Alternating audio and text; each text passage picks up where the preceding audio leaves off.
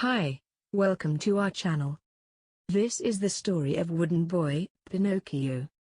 Long ago in Italy there lived an old clockmaker named Geppetto. Tick tick tock. Tick tick tock. Went all the clocks in his shop. When he worked, Geppetto felt happy. But when he rested, a sad feeling came over him. He would think. All my life and no child to call my own. So, one day Geppetto carved a puppet from wood in the shape of a boy. The arms and legs could move. He cut and sewed a nice outfit for the puppet, as if it were a real boy. "I will call you Pinocchio," said Geppetto. That night, Geppetto lay the wooden puppet down onto the bed. From out of the window, a big star twinkled bright. Geppetto looked out the window to the twinkling star. "Bright star," said Geppetto. "If I could make one wish, it would be that I could have a real boy of my own." But of course, he knew that was not possible. That night, the same big star swooshed right into Geppetto's room. It changed into a blue fairy. The blue fairy flew over to the bed. "Little wood puppet," said the blue fairy. "In the morning, you will be able to walk and talk like a real boy." She tapped the puppet one time with her wand. "And if you can prove that you are brave and true, someday you will be a real boy." Pinocchio's eyes opened. "One more thing," said the blue fairy. Suddenly, a cricket appeared. He was dressed mighty fine and could talk. "Meet the cricket," said the blue fairy. "He will stay with you to help you make wise choices." And with that, the blue fairy went swoosh and was gone. Out of the window and up into the night sky. When Geppetto woke up the next morning, he said, "I will go take my puppet out of bed." But the bed was empty. "Here I am, father," said Pinocchio from the other side of the room. Geppetto swung around. "What? You can talk?" "Yep. I am Pinocchio, your boy." "How can this be?" said Geppetto in shock. Then he said, "But who cares?" He rushed over and swept the wooden puppet into his arms. "Pinocchio, my son," he said in great happiness. One day Pinocchio said, "I want to go to school, like other boys." "Of course," said Geppetto. But he did not have the money to buy school books. Later that day, Geppetto came back home with school books. "Now you can go to school," he said. "But father, where is your warm coat?" With a wave of his hand Geppetto said, "No need to worry about that. What matters is that you will go to school tomorrow." He did not want Pinocchio to know he had traded his warm coat to buy the school books. The next morning, Pinocchio said goodbye to Geppetto. He walked along the path to school, humming as he went. The cricket rode on his shoulder, happy too. Coming up to them on the path was a fox and a cat. "And where are you going on this fine day?" said the fox. "I am going to school," said Pinocchio. "On such a fine day as this?" said the fox. "It is too nice to be stuck inside school. You should come with us to the fair." "Listen to me," said the fox. He put his arm around Pinocchio's shoulder. "Anything you need to know, you can learn at the fair." "Really?" said Pinocchio. "Take it from me," said the fox. "Pinocchio," said the cricket. "He does not know what he is talking about." The fox covered the cricket with his hat. No one could hear the little fellow as the cricket tried to call out, "Pinocchio, do not listen to him." "Okay," said Pinocchio. "Let's go to the fair." And off they went. At the fair. What a fair it was! By the gate was a man dressed in white. He called out, come in, right this way. Get your tickets here." With a sad look Pinocchio said to the fox and cat, "I do not have any tickets." A man was selling old things at a table near the gate. He called, "Hey, you! Sell me those new school books of yours. That is how you can get money for tickets." The fair was so bright and colorful and exciting, that the next thing Pinocchio knew he had sold his schoolbooks for tickets. "No, Pinocchio, stop!" called the cricket, who finally got out from under the fox's hat. But Pinocchio, the fox and the cat did not hear him. They were already inside the fair. On stage was a puppet show. "I am a puppet, too," said Pinocchio. "I can dance like that." He jumped right onto the stage and started to dance with the other puppets. "Look at that new puppet," someone called. "It has no strings." "No strings?" said another. "Amazing." Everyone laughed and laughed. They threw coins on the stage. The man who ran the fair saw coins fly onto the stage. "Well, now," he said, rubbing his chin, "this puppet with no strings will make me rich." The next thing Pinocchio knew, he was picked up and thrown in a birdcage. In the next moment, the door was locked shut. "Hey, let me out!" called Pinocchio. But the person who had thrown him in just left the room. Only the cricket heard Pinocchio's calls.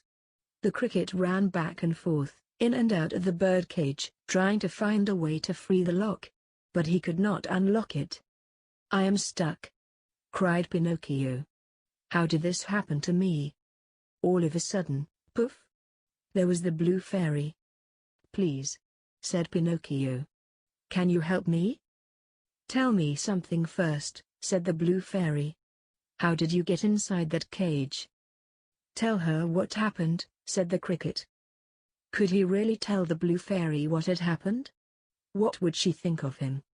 I was robbed," said Pinocchio. "Is that right?" said the blue fairy with a frown. Pinocchio's nose began to grow. "Yes, robbed," said Pinocchio.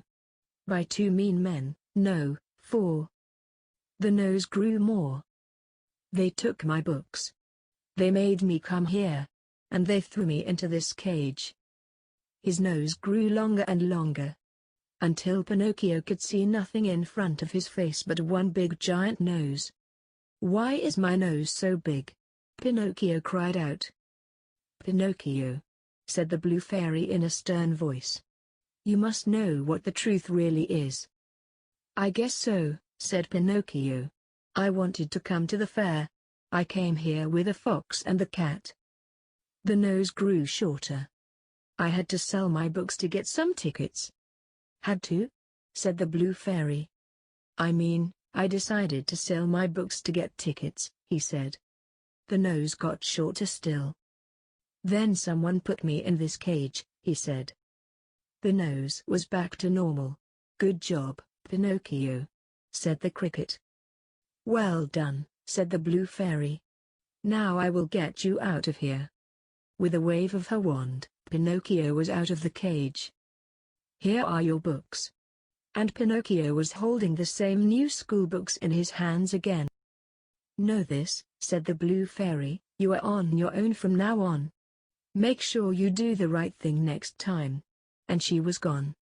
Pinocchio was back on the road to school. A coachman drove up.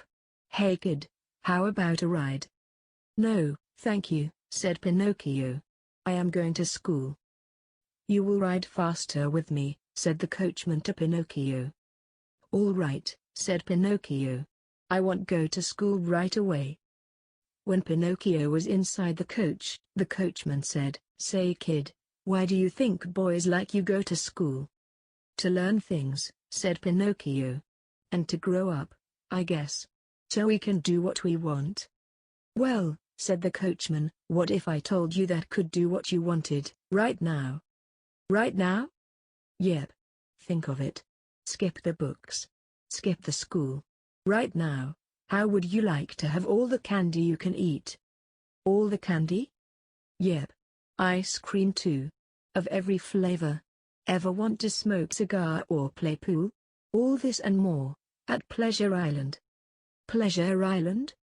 Best place in the world for boys like you." "Don't listen to him, Pinocchio," shouted the cricket. "Why wait?" said the coachman.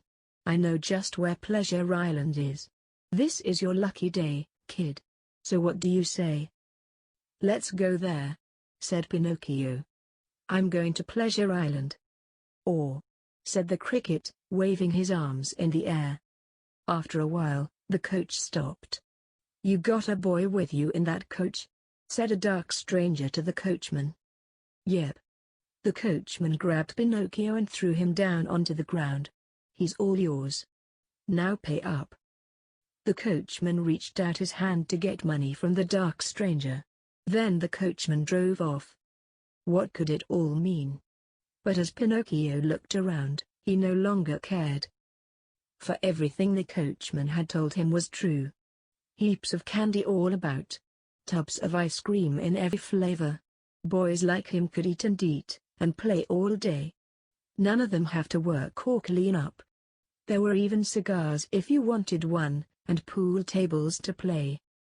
But after a few days, something was odd. Where did all the boys go? He asked the cricket. "All I see now are donkeys," said Pinocchio.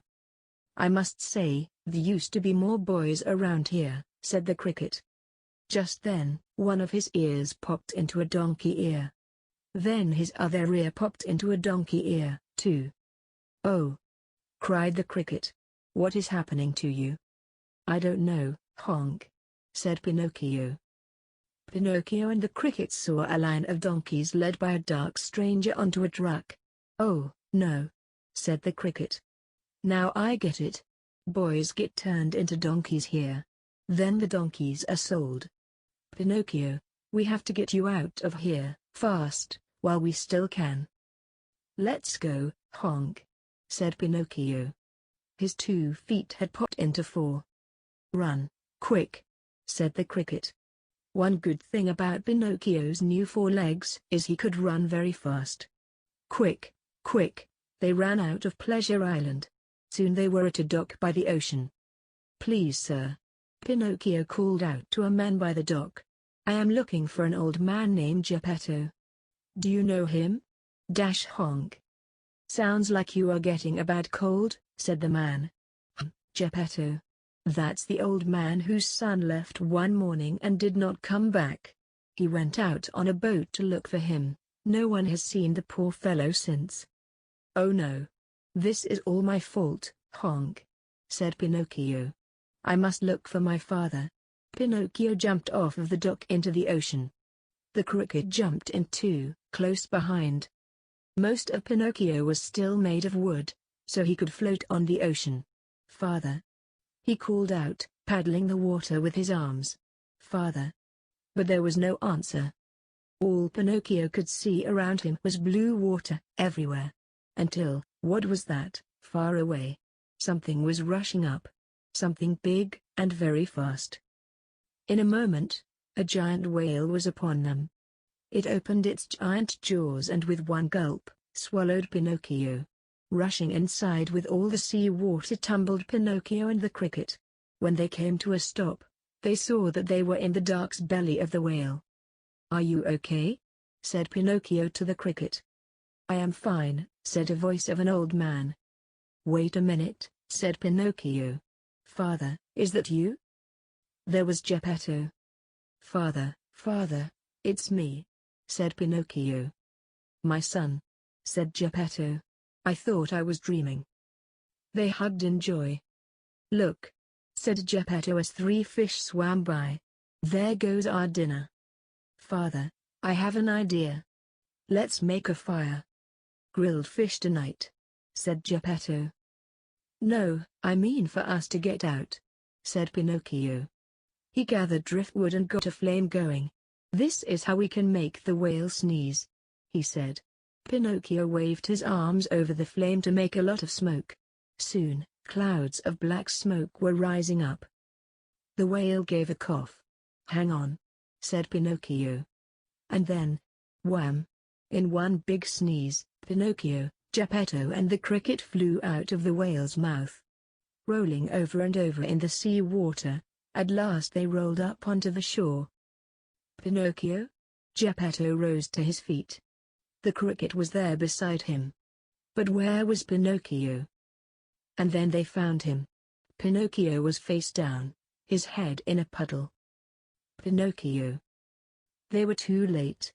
Geppetto and the cricket wept over Pinocchio, the boy puppet, who lay still in the water. Then in a flash, who was the blue fairy? Pinocchio, she said. You saved your father. You proved that you are both brave and true. She tapped his head with her wand. And now you will be a real boy. Pinocchio woke up. He looked at his soft arms and soft legs. Father! He cried out. Look! I am a real boy. That you are! Cried Geppetto. The blue fairy turned to the cricket. Come, she said. In a flash, the two of them were gone. And they lived many long and happy years together. The end. If you like our video, please subscribe our channel. Thanks.